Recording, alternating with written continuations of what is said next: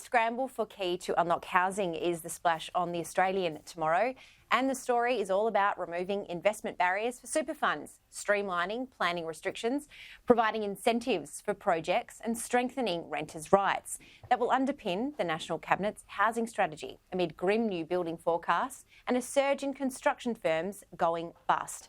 Michelle, I'm sitting in Perth following on the Australians Bush Summit yesterday, and just today, like over in the past couple of hours, we've seen 2 West Australian building firms go into liquidation today. So it just goes to show that National Cabinet, if it's got to be all about housing, doesn't it, this week?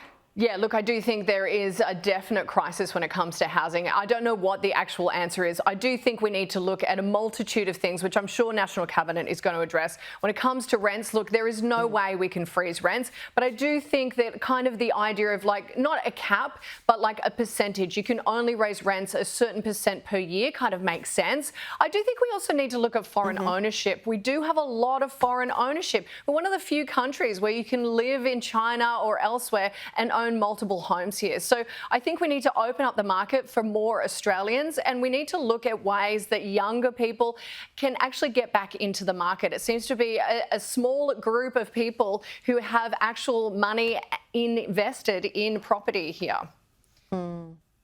Yeah, it is really interesting that investment property is probably the dirtiest sort of phrase that you can utter in Australia right now. So it's been interesting to see what the PM and the Premiers and Chief Ministers have to say out of that meeting.